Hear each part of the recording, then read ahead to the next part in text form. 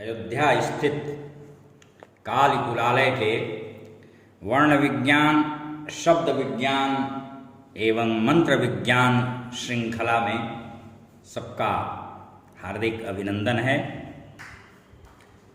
कल के संदर्भ प्रसंग को ही आगे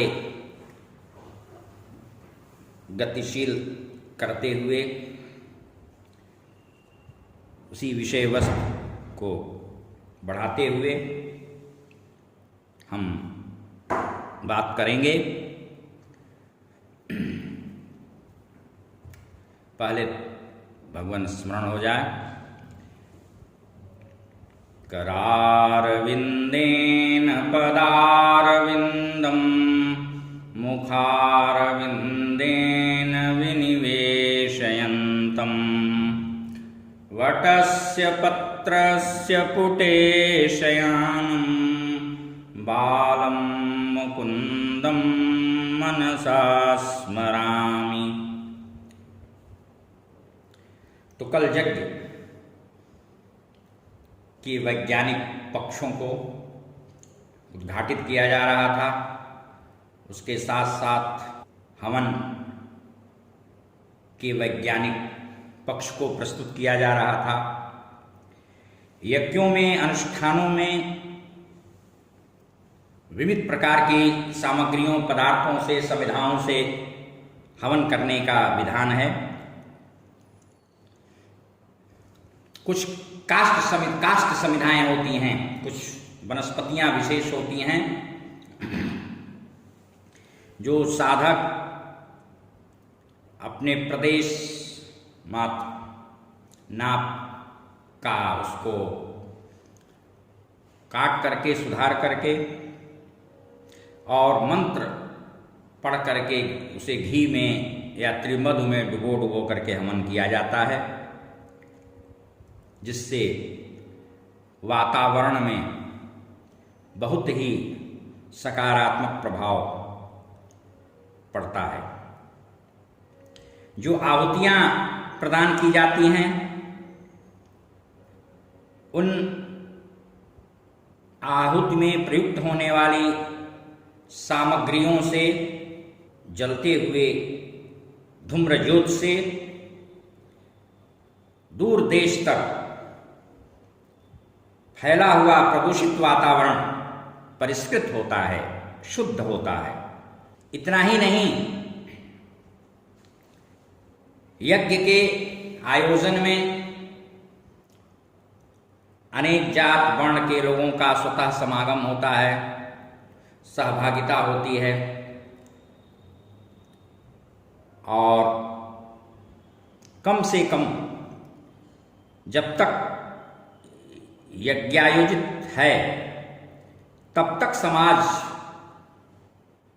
भव्य भावुक, भक्ति भावापन्न हो करके श्रद्धा से संबलित हो, अभिभूत होता है। सबके सम्मिलन से सतोगुणी सात्विक संवेदनाएं, अनुभूतियां उल्लसित हो उठती हैं। सामाजिक समरसता का वातावरण बनता है और वह सब कुछ धर्ममय होता है, मानवतामय होता है।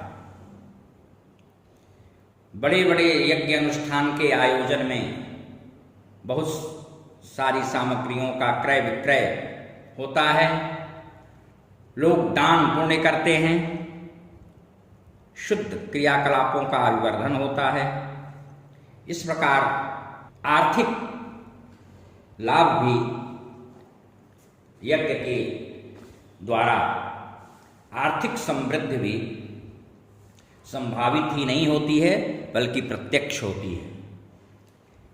यज्ञों के कारण ही जब उसके उठते हुए सघन धुएं वायुमंडल में, आकाशमंडल में परिव्याप्त होते हैं हवा के माध्यम से, तो बादल बनते हैं, जलवृष्टि होती है और यज्ञ अनुष्ठान का वर्ष पर्यंत जब आयोजन होता रहता है तो कालानुसार समय से जलवृष्टि होती है, बरसात होती है, जिसके चलते हमारा कृषि कार्य, अन्नोत्पादन का कार्य समय से संपादित हो जाया करता है।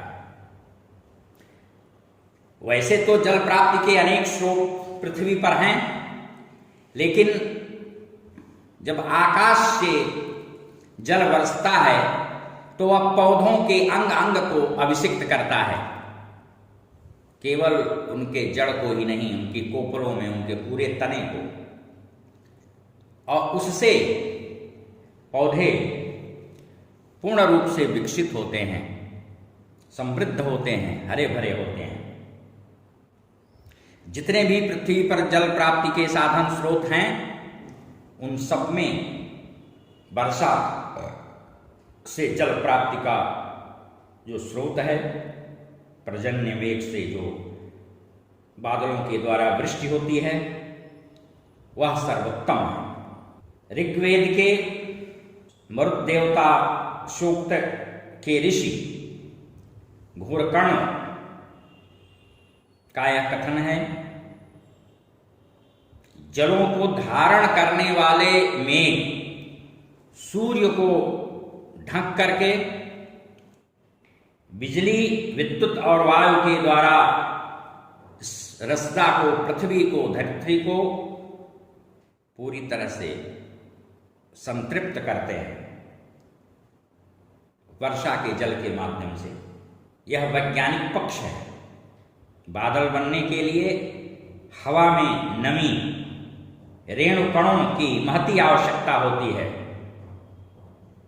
और जब वायु की ऊर्ध्व गति हो तो हवा के साथ बादल ऊपर उठते हैं, और हवा के दबाव से ऊपर उठने के कारण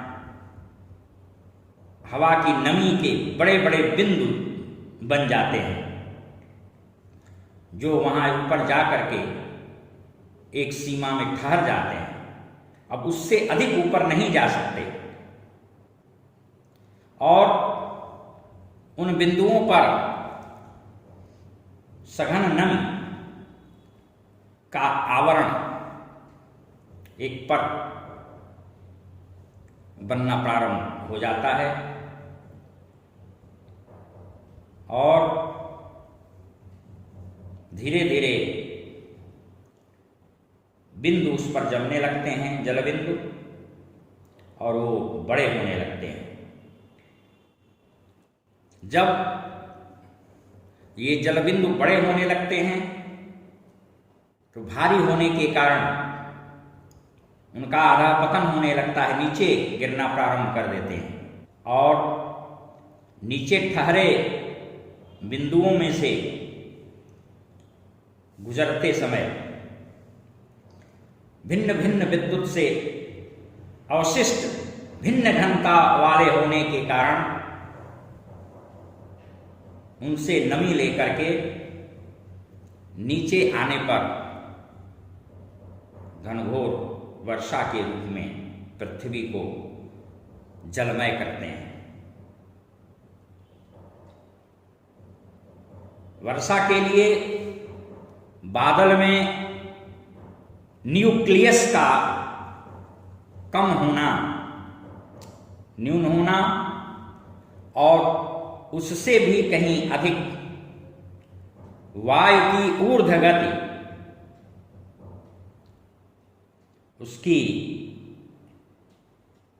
उसका दबाव जब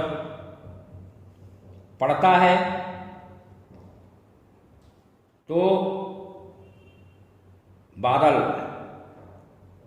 बादलों का घनीभूत होकर के ऊपर को चढ़ना आवश्यक हो जाता है। आचार्य यास्क ने भी निरुक्त नामक ग्रंथ में ऋग्वेद के वृष्टि सूक्त के आधृत देवाशांतन बृहस्पति के कथानक के द्वारा इस बात को सिद्ध किया है, प्रमाणित किया है कि यज्ञ से वर्षा कराना एक विज्ञान है, शुद्ध विज्ञान है। और यदि आकाश में बादल विद्यमान हो किसी अवरोध या किसी कारणवश वो न बरस रहे हों, तब तो उनको बरसाना यज्ञ के द्वारा और भी अधिक आसान हो जाता है। प्रचुर वर्षा निर्बाध रूप से कराई जा सकती है। केवल वर्षा ही नहीं, तमाम रोगों के कीटाणु यज्ञ के निकलते धूमत ज्योति से, उसके सुगंध से जो परजीवी हैं, शरीर को नुकसान पहुंचाते हैं, ऐसे तमाम सूक्ष्म सारे कीटाणु समाप्त हो जाते हैं। जो रोग उत्पन्न करने वाले हैं, रोगजन्य जो कीटाणु हैं, उनका समूल नाश होता है। हमारे यहाँ धूम चिकित्सा का भी विधान है। यज्ञ इत्यादि यह धूम चिकित्सा ही है। तरह तरह के सुगंधित पदार्थों से, औषधीय गुणों वाले पदार्थों समिधाओं का हवन करके हम वातावरण को शुद्ध करते हैं और समाज को भी स्वस्थ स्वास्थ्य प्रदान करते हैं।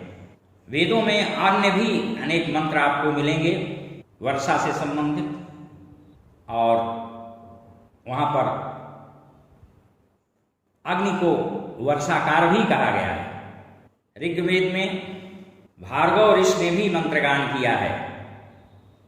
धृतम पवस्व धारया यज्ञेषु देववीतमः अस्मभ्यं वृष्टिमापव। जब वर्षा के निमित्त, वर्षा हेतु यज्ञ आयोजन किया जाता है,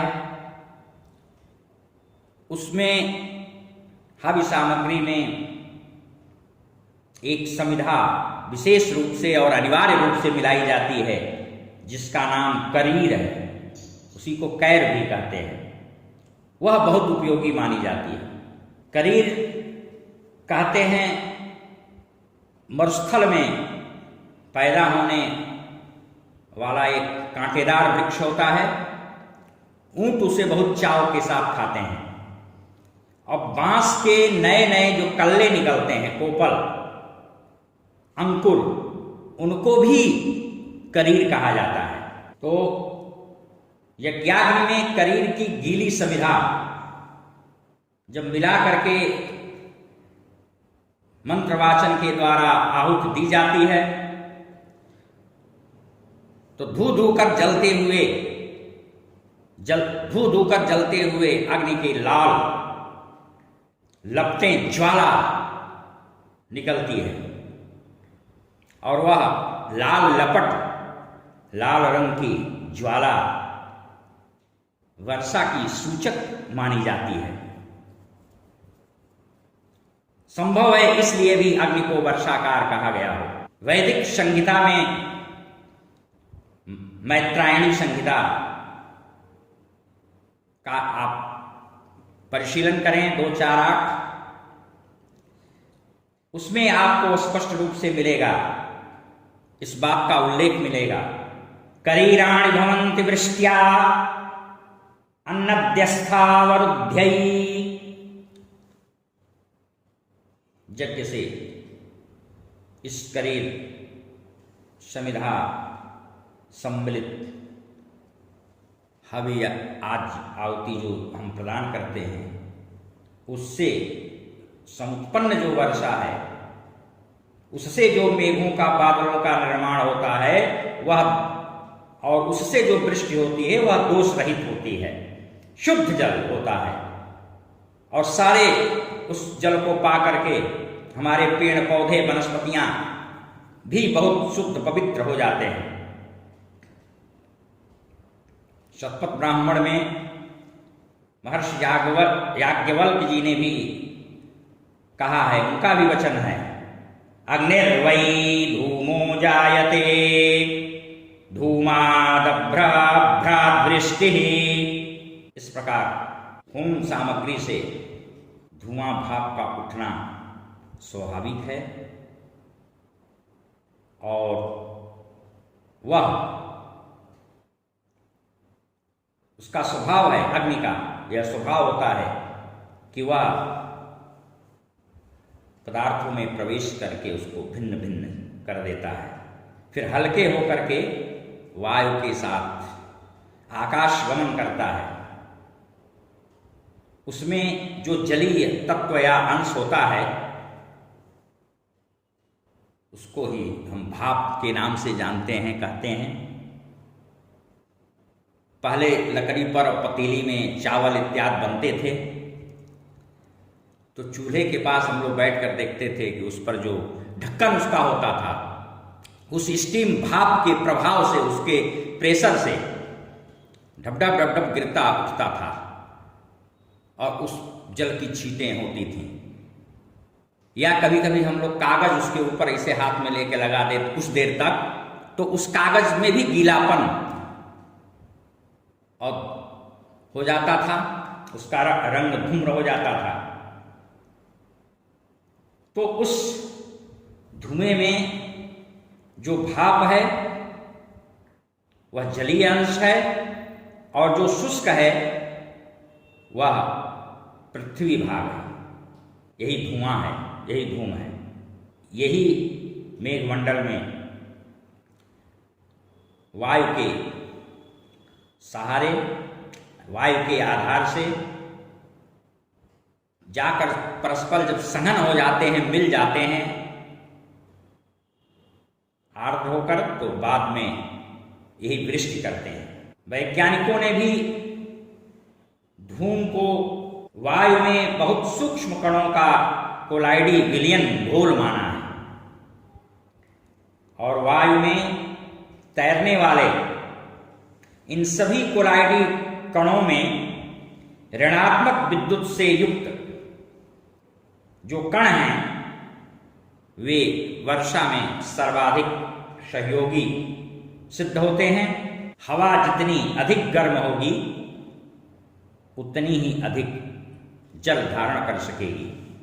हवन के कारण वातावरण तापमान वृद्धिंगत हो जाता है, बढ़ जाता है और वायु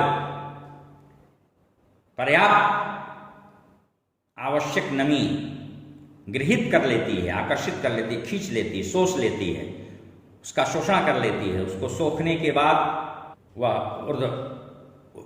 ऊर्ध्वगत को होती है। जब बहुत बड़े बड़े यज्ञ हवन के आयोजन होते हैं तो इसी प्रकार से ऊर्ध्वगतिक वायु को उत्पन्न करके और जल बरसाने का कार्य किया जाता है।